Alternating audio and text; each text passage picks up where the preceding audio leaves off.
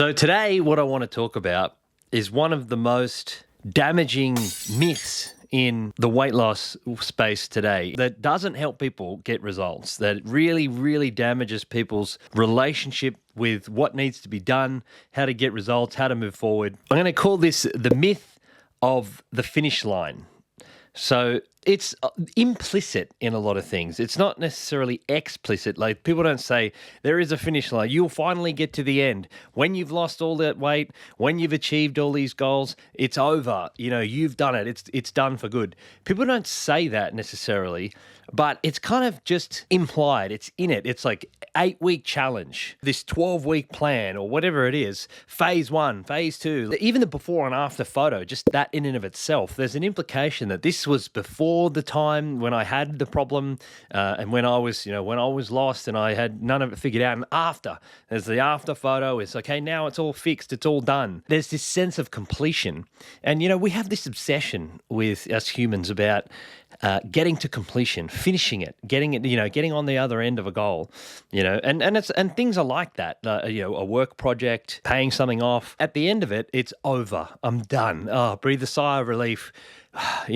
Achievement, secured forever. You can't take that away from me. The project is done. This is not something that you get to do when it comes to health and wellness and weight loss, fat loss. It's not something that is ever done. We still have an energy budget that we have to balance. We're consuming calories, we're burning calories, and our fat levels are moving up and down based on that. Our health levels are moving up and down based on that. It's a permanent project. There is no finish line, and engaging in any efforts that have the spirit of something short term. And that's why, to be honest, I use the word goals because it's natural to use it. But the word goal in and of itself is actually kind of toxic. It isn't playing into the mindset that's needed to really win this game. And then even saying game, to be honest, that has something in it as well, where it's like, games typically have a beginning and an end and, a clear set of rules, and there's something we're aiming for. The best metaphor that is helpful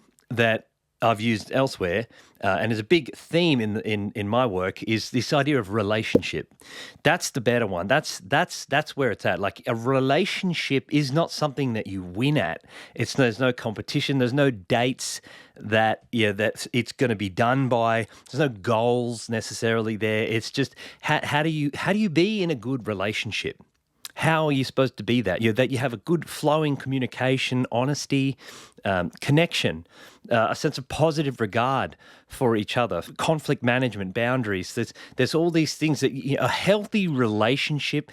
It's so difficult to measure. How do you measure a positive relationship? These things are so ambiguous, but it. When I say to you, healthy relationship, good relationship, you have an intuitive sense of what that is. So having a positive, healthy relationship with your food, it's the way that you're relating to the food, what emotions are being gratified by this, your relationship with exercise and movement, your relationship with yourself, sleep, drinking, supplementation, and that sort of thing as well, and health in general. And it's funny because there is a lot of these relationships, and that's why, as I said, it can be a very ambiguous thing. But again, just check in with your intuition about when I say to you, what is a healthy relationship like with your partner? What is a relationship with your parents like? What is a healthy version of that? You can't put a number on it. It's hard to measure the health of a relationship. It's not like there's a scorecard of all the things that have to be at a particular level. It's just so hard to measure it. And that's why this whole industry sort of devolves down into how much weight you've lost on the scale, how many macros you're having, how much, like all these number-based things, because it's just so difficult to measure progress, real, true, honest progress about lasting change. What is it that you're measuring? What am I looking at here? And so then people get obsessed with you're going to a DEXA scan and getting, how are my numbers moving? What's my body fat percentage? Because we want to feel a sense of progress.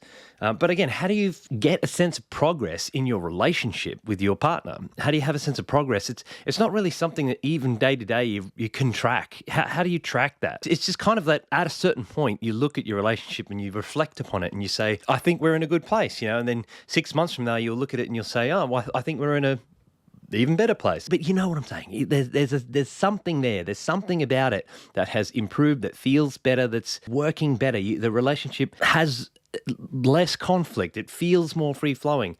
But then there are times where there'll be more conflict, but that doesn't mean it's an unhealthy relationship. It's flowing with these dynamics, having a better relationship. So I think there are things like respect, understanding, empathy, love and trust. Those are, again, unmeasurable things. But you know that you have more or less of that with certain people. You respect and trust certain people more. And you have more positive regard and more enjoyment that you have with certain people. This is the thing you need to build. The relationship that you have with improving your health and where it is right now.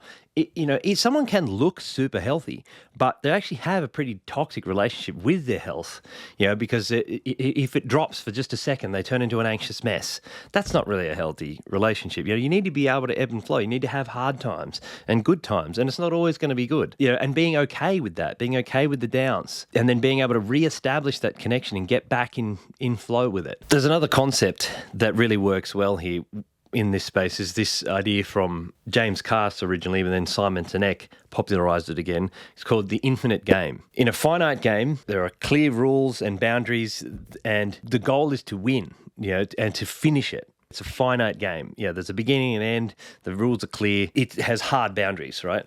But infinite games are ones where the goal of the game is to just keep playing. There is no winner or loser, and it's just about continuing it. And again, this is like best examples are relationships or like a business, something where the actual goal is to just keep it going, keep it in a healthy, balanced place. Keep it in a state that you're able to continue it forever.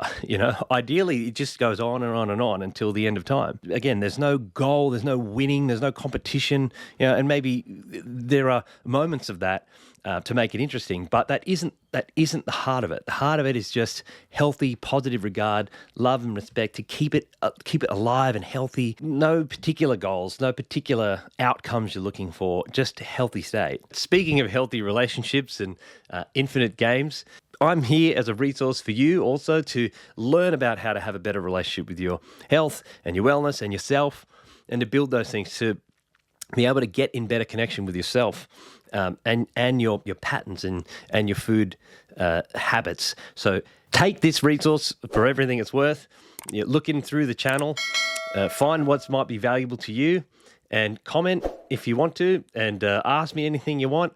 And I may respond to it with a video. Keep looking around, subscribe, share with a friend if you got something out of that, and I'll see you next time.